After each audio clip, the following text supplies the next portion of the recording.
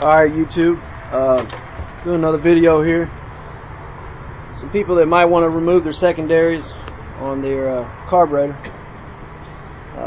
Process is really not that hard. You need to be somewhat mechanically inclined, but it's really not that difficult. Once you get to this point, you need to take, first thing you do is take this seat off, and you'll need to undo your other seat. There's a bolt right there, and the other seat comes off. Then what you want to do is take your gas tank off. I don't undo mine. I just laid it over to the side. You see I got a chair holding it there. It's probably not the best way to do it. I don't have much fuel in the tank. Obviously, if you got a full tank of fuel, you want to find somewhere to store your fuel or get it out of your tank. You don't want to leave it sitting sideways if it's full of fuel. Like I said, there's very little fuel in there. Next step will be unhooking your hoses from your air box. There's one, and I don't know if I can get a good picture of it. Here's two right here. Another one. Both of those need to be unhooked, and this right here needs to be unhooked. Then you have these little bolts here.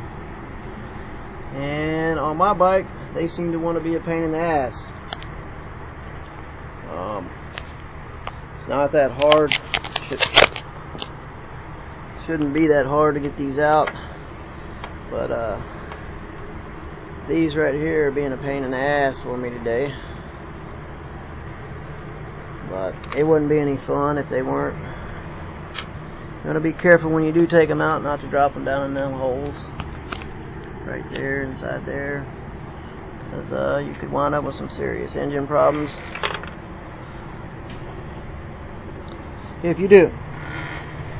Make sure you keep your bolts where you know where they are. You don't get them confused and shit. But anyway, this process is not very hard to do. However, I do recommend that in order you to really see a difference, you need to get it tuned. Dyno tuned, not just, you can just, a lot of people just go out and buy a Dyno Jet PC3 or whatever, and that's not just solving all the problems. You need to get it on a dyno and see what's going on, make sure it's not leaning out or anything like that. Power Commander will take care of a lot, but you really get a better tune when you get it on a dyno and see what's going on, and then you can even tune it a lot better that way.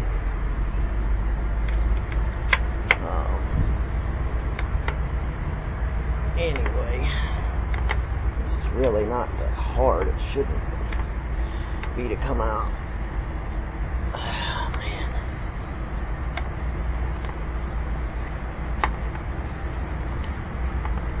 Alright.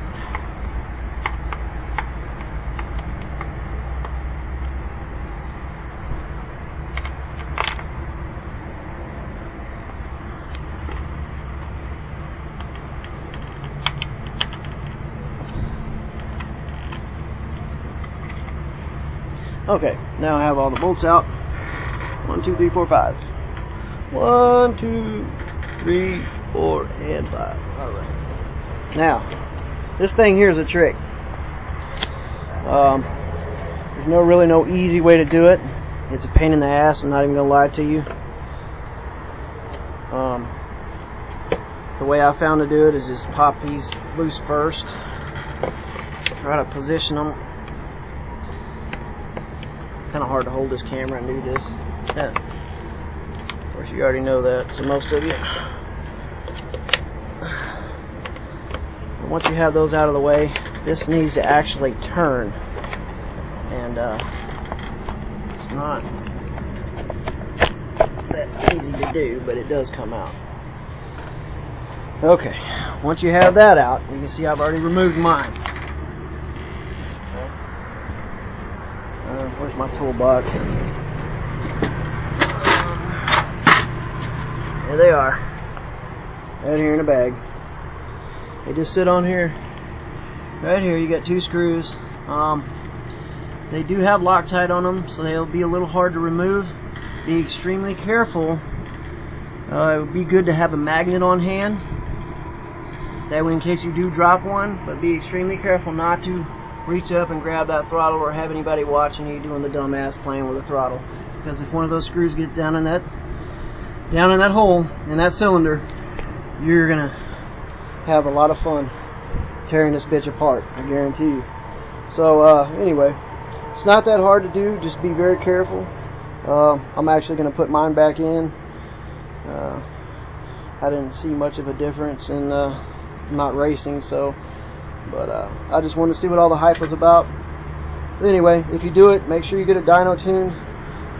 Like I said, you know, just a power commander is probably not going to do the trick for you. You're not going to see much difference that way. But mine's pretty much stock. I don't have a power commander on mine, and I noticed just by doing that, I've lost a little bit of low end torque. It may have picked up a little bit in the top end, but not a whole lot. Like I said, you know, that's probably why you need to tune it if you do it. You might see a little bit better results. That's about it. Oh, the same process can be done to change the spark plugs too, by the way. They're in there. I don't know, you can't really see it with my camera. It's a shitty camera. This is one of the spark plugs. You have to take this off, and this is kind of a pain in the ass, but believe it or not, it pulls out. And then you have to get to your spark plug, which is not very easy. You got 4 of them on this one.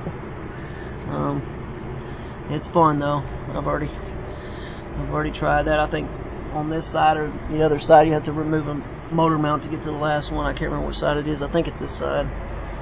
And that's always fun. But that's about the extent of this video. I hope I've educated some people. Like I said, don't do this unless you plan on tuning your bike, or you're not going to see much of a difference.